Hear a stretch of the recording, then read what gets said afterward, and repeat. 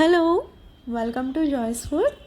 నేను ఈరోజు మా అత్తమ్మ నేర్పించిన ఎగ్ కర్రీ చేస్తున్నాను. పెళ్ళయ్యాక నేను నేర్చుకున్న ఫస్ట్ రెసిపీ ఇది అత్తమ్మ దగ్గర నుంచి. నేను 90% ఆఫ్ వంటలన్నీ ఆవిడ దగ్గర నుంచే నేర్చుకున్నాను. ఆవిడ ఏం చేసినా చాలా క్విక్గా చేసేవారు, చాలా టేస్టీగా చేసేవారు అనమాట. నేను ఆవిడ చేసినంత క్విక్గా చేయలేను, కానీ పర్లేదు, బాగానే చేస్తాను. అండ్ ఆవిడ నాకు నేర్పించిన ఇడ్లీ చికెన్ సూప్ చాలా బాగుంటుంది. ఇప్పుడు నేను కంటిన్యూ చేస్తున్నాను ఆ idli chicken soup Sunday times, because she is no more now. కానీ అత్తమ్మ ఎప్పుడు మా జ్ఞాపకాల్లో ఉంటారు. ఆవిడ చాలా మంచి మాటలు చెప్పేది.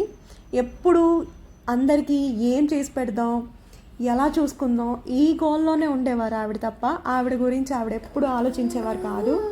డబ్బులకి ఇంపార్టెన్స్ ఇచ్చేవాళ్ళు కాదు, మనుషులకే ఇంపార్టెన్స్ ఇచ్చేవాళ్ళు. కానీ ఆవిడని ఎవరూ అర్థం చేసుకోలేకపోయారు. ఇప్పుడు అలాంటి మనుషులు కనపడరు కదా మనకి. అందరం ఇప్పుడు డబ్బులు వెనకాలే పరిగెడుతున్నాం. మనుషుల ఫీలింగ్స్తో మనకు అక్కర్లేదు కదా. ఎనీవేస్, రెసిపీలోకి వచ్చేద్దాం.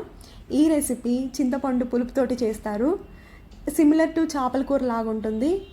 మాకు ఇక్కడ ఒక్కొక్కసారి చేపలు అంత ఫ్రెష్గా దొరకవు. అలాంటప్పుడు మా క్రేవింగ్స్ని సాటిస్ఫై చేసుకోవడానికి మేము ఈ గుడ్డు కూర చేసుకొని తింటూ ఉంటాం అన్నమాట. ఓకే అనిపిస్తుంది మాకు, పర్లేదు, చేపల కూర తిన్నంత ఫీలింగ్ వస్తుంది. మీరు కూడా ఒకసారి ట్రై చేయండి. మీరు కూడా నా అలాగా అనిపిస్తుందేమో చెప్పండి, చేపల కూర తిన్నంత ఫీలింగ్ వస్తుందేమో చెప్పండి కామెంట్ సెక్షన్లో.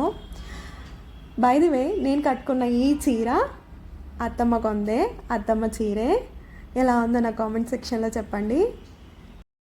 ఆవిడ కొన్న చీరతోటే ఆవిడ నేర్పించిన రెసిపీ మీతో షేర్ చేసుకోవాలనిపించింది ఈరోజు. మీకు కూడా ఇలాంటి మెమరీస్ ఉంటే మీ అత్తమ్మతోటి నా కామెంట్ సెక్షన్లో చెప్పడం అస్సలు మర్చిపోకండి.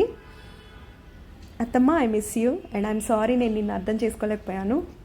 బట్ నువ్వెప్పుడు నాతోనే ఉంటావు అత్తమ్మ. నీ జ్ఞాపకాలు నేను అస్సలు మర్చిపోను. థ్యాంక్ యూ, నువ్వు నాకు చాలా నేర్పించినందుకు. ఈ రెసిపీ కనుక మీకు నచ్చితే ఒకసారి ట్రై చేయండి. And don't forget to subscribe joy's food. అస్సలు మర్చిపోకండి. జాయ్స్